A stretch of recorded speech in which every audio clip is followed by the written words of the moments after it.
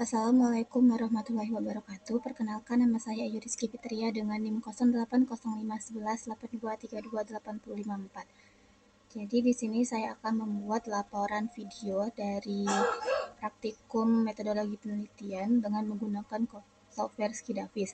Jadi Skidavis atau Scientific Data Analysis and Visualization merupakan perangkat lunak open source yang dirancang untuk analisis data ilmiah dan visualisasi grafis, di mana aplikasi ini populer di kalangan mahasiswa, peneliti, maupun praktisi sains karena penampilannya sederhana namun memiliki fitur yang cukup lengkap untuk pengolahan data eksperimen, di mana Skidavis sendiri itu sering digunakan di berbagai bidang, contohnya di fisika, kimia, biologi, geografi, serta ilmu lingkungan untuk membantu mengelola, menganalisis, serta menampilkan data hasil penelitian dalam bentuk tabel, grafik, dan kurva.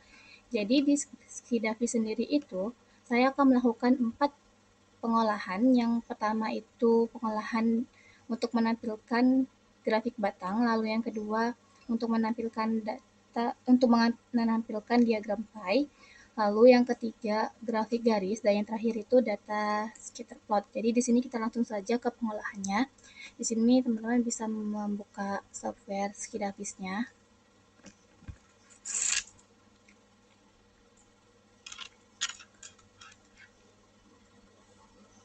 Jadi di sini ada tabel 1 di mana kita langsung ke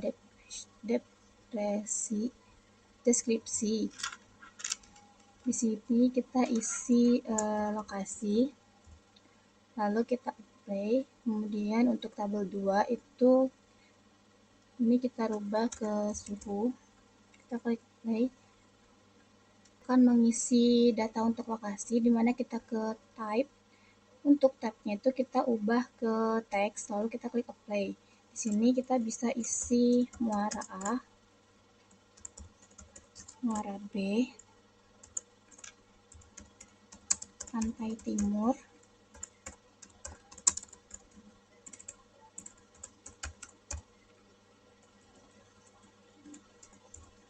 pantai barat, kemudian yang terakhir itu laut tengah.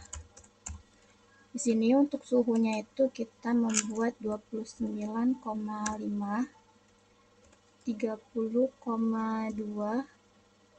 28,7, 27,9, 26,8. Lalu di sini tuh kita bold, kemudian kita ke plot, lalu kita ke vertical bar.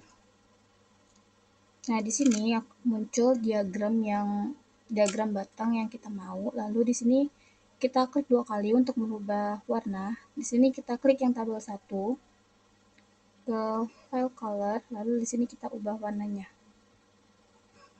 Kita klik OK, kemudian klik apply, lalu klik OK lagi. Nah, di sini kita akan melanjut ke diagram pie.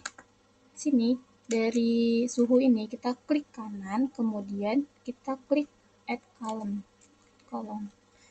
Lalu untuk yang Y ini kita ke deskripsi, kemudian kita ketik jenis mikroplastik,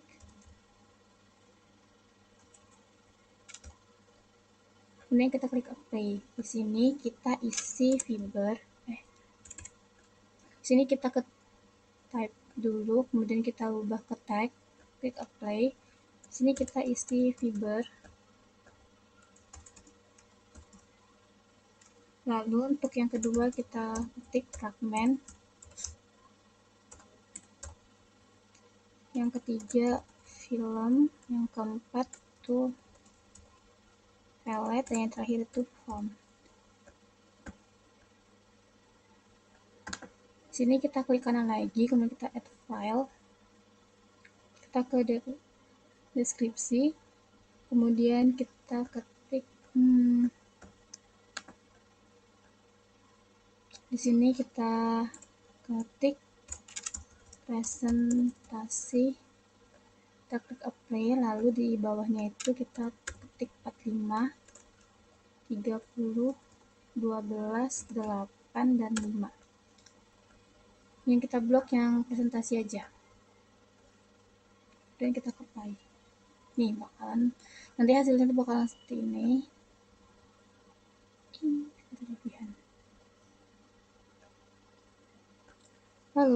ketiga itu kita klik kanan lagi, kemudian add column. Di sini itu untuk set kolom itu kita rubah ke X, kemudian untuk namanya itu kita rubah ke waktu, dan kita play. Di sini kita ketik aja 0, 2, 4, 6, 8, 10. Lalu kita add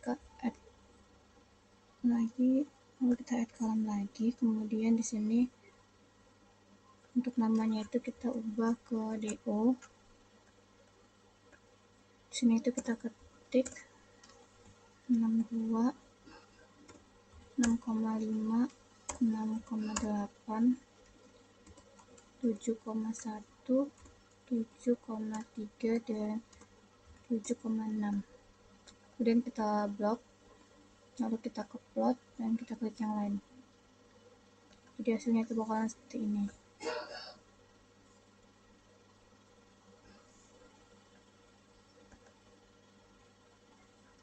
Kemudian di sini kita klik kanan lagi, kita add kolom lagi untuk membuat scatter plot. Di sini itu kita masih sama, kita klik kanan, untuk set kolomnya itu kita rubah ke S. Di sini kita rubah menjadi kedalaman.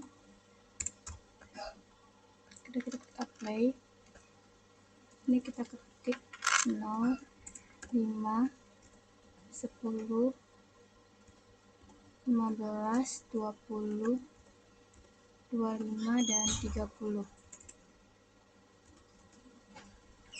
Ke samping kedalaman kita add kolom lagi, kemudian kita ketikkan konsentrasi mikroplastik. Ini kita play, lalu kita ketik 220, 200, 170, 140, 120, 100, dan 80.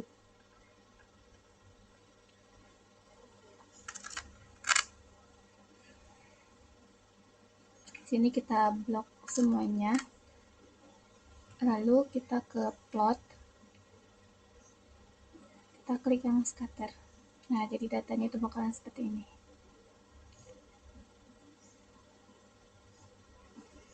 Baiklah, di sini tuh aku bakalan jelasin mengenai hasil yang didapat. Jadi untuk grafik batang sendiri itu menunjukkan variasi suhu di perairan pada 5 titik pengamatan. Ada muara A, muara B, pantai timur, pantai barat, dan laut tengah. Berdasarkan grafik ini, itu pantai B memiliki suhu yang lebih tinggi, sekitar 30,2 derajat Celcius, sedangkan untuk laut tengah itu memiliki suhu terendah sekitar 26,8 derajat Celcius. Nah, pola ini itu memperlihatkan adanya penurunan suhu dari wilayah daratan ke arah laut lepas, di mana perbedaan ini tuh disebabkan oleh pengaruh kedalaman perairan, intensitas penyinaran, serta masuknya air tawar yang lebih hangat ke daratan. Daerah utama tuh biasanya lebih dangkal dan menerima paparan sinar matahari itu lebih besar, sementara laut lepas itu lebih dalam dan mengalami pencampuran air secara vertikal sehingga suhu yang ada di perairan itu lebih stabil. Jadi pola ini tuh menunjukkan adanya gradien termal alami yang ditemukan pada perairan lepas.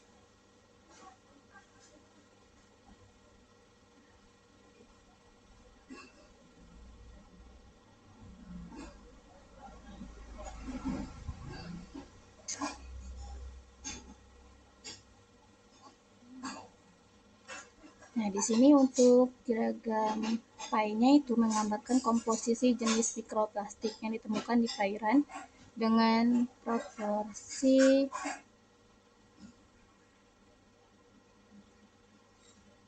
dengan proporsinya fibernya itu 45%, fragmennya itu 30%, filmnya itu 12%, peletnya itu 8%, dan foamnya itu 5%. Dari hasil diagram pie ini itu bisa terlihat bahwa jenis fiber dia lebih dominasi total partikel mikroplastiknya, karena hal ini tuh menunjukkan bahwa sumber utama dari mikroplastik itu kemungkinan berasal dari limbah domestik seperti serat sintetis, pakaian, tali jaring nelayan, serta tekstil. Jadi fragmen ini tuh sedangkan untuk fragmen itu menempati ukuran kedua karena berasal dari pecahan plastik berukuran besar yang berasal dari pecahan plastik yang besar yang terdegradasi akibat sinar UV dan abrasi. Sementara untuk film, pelet, dan foam itu berasal dari aktivitas industri, perikanan, serta pembungkus plastik. Jadi dia itu didominasi fiber. Sejalan dengan banyaknya penelitian di laut itu menyatakan bahwa limbah rumah tangga itu menjadi kontribusi utama mikroplastik di wilayah pesisir.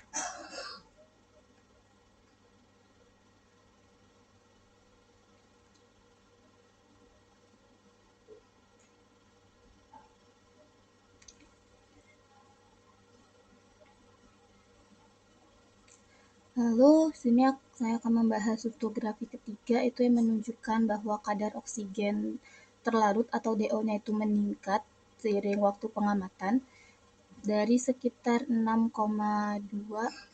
menjadi 7,4, dari 7,6. Peningkatan ini tuh menandakan bahwa selama periode pengamatan itu terjadi peningkatan aktivitas fotosintesis dari fitoplankton atau aerasi alami, terutama jika pengukuran dilakukan pada siang hari. Nah, nilai DO ini meningkat, itu menunjukkan kondisi perairan masih dalam kondisi yang baik karena kadar oksigen di atas 5 mg per liter yang umumnya dianggap cukup baik untuk mendukung kehidupan mikroorganisme akuatik yang ada di perairan itu. Sedangkan untuk faktor seperti suhu, intensitas cahaya, dan gerakan air itu turut memengaruhi kadar DO. Jadi dengan demikiannya grafiknya itu menggambarkan hubungan positif antara waktu dan kenaikan DO akibat proses biologis alami di perairan.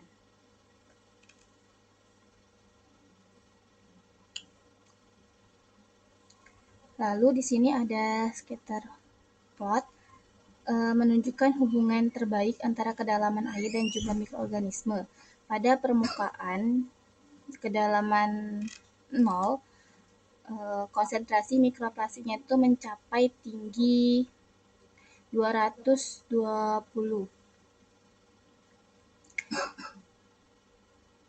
partikel per meter kubik, kemudian menurun hingga 80 partikel meter per kubik